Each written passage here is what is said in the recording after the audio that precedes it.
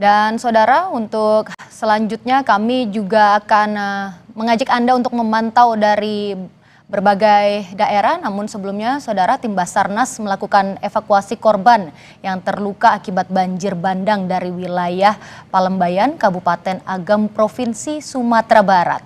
8 orang dibawa ke Rumah Sakit Lubuk Basung Agam. Karena banyak jalan yang terputus, saudara, para korban dibawa menuju Rumah Sakit Lubuk Basung Agam dengan menggunakan helikopter. Nagari Salareh Aya Timur, Kecamatan Palembayan, Kabupaten Agam merupakan salah satu daerah yang terisolasi akibat banjir dan juga longsor yang tengah melanda Aceh, Sumatera Utara, dan Sumatera Barat.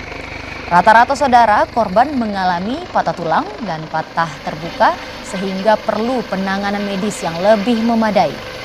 Selain fokus untuk mencari korban hilang, penanganan korban yang mengalami luka akibat kejadian bencana juga menjadi fokus dan perhatian utama tim gabungan.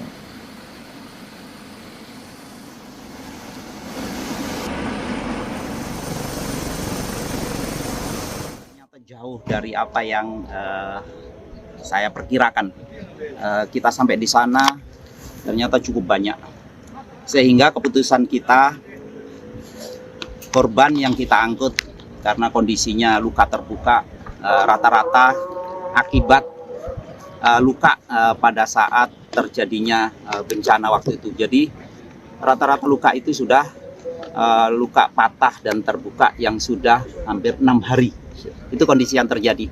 Sehingga kita terbangkan dari sana, kita tidak bisa mengangkut semuanya. Akhirnya kita menerbangkan pertama 3 personil atau 3 warga yang dalam kondisi tidak berdaya, dan kita turunkan di Kabupaten Agam.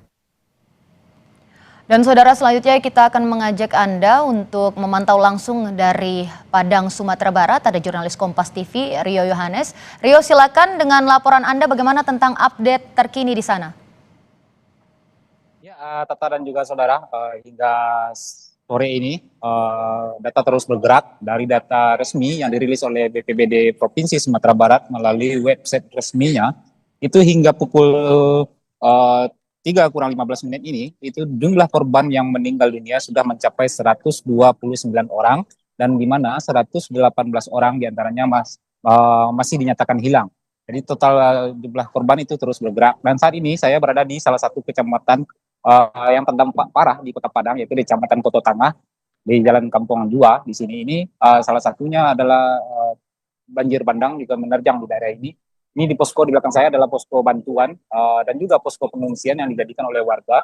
Di sini bisa disampaikan bahwasanya bantuan sudah banyak dan masih menumpuk di sini, belum disebar ke masyarakat yang terdampak. Tadi juga ada kedatangan dari Menko bidang pangan, Bapak Zulhas juga datang ke sini, dan kedatangan beliau itu disambut oleh isak tangis oleh korban yang ada di sini karena mereka mengaku belum menerima bantuan di TKP. Jadi mereka harus datang ke sini untuk menyebut dan memohon-mohon dulu baru bisa mendapat bantuan dari posko ini, sehingga dia menyampaikan kekesalannya dan menangis kepada Bapak Zulhas tadi. Demikian, Tata.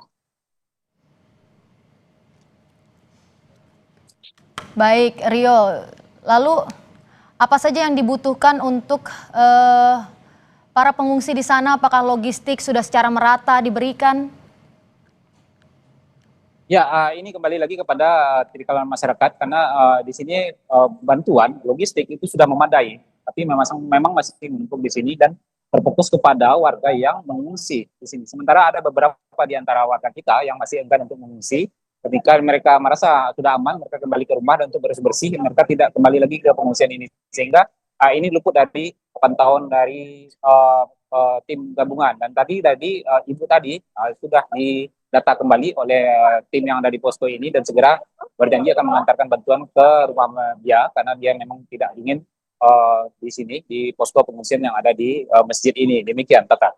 Kalau untuk kendalanya sendiri di sana, apa saja kesulitan-kesulitan ketika menyalurkan distribusi logistik bantuan di sana, Rio? Ya, untuk di Kota Padang sejauh ini penyaluran berjalan lancar karena tidak ada akses yang terputus di sini, kecuali untuk di daerah Kecamatan Koto Pau itu ada 1-2 titik pemukiman yang diperkirakan berjumlah kakak lebih kurang 50 kakak. di daerah Batu Busuk namanya, itu memang terisolasi.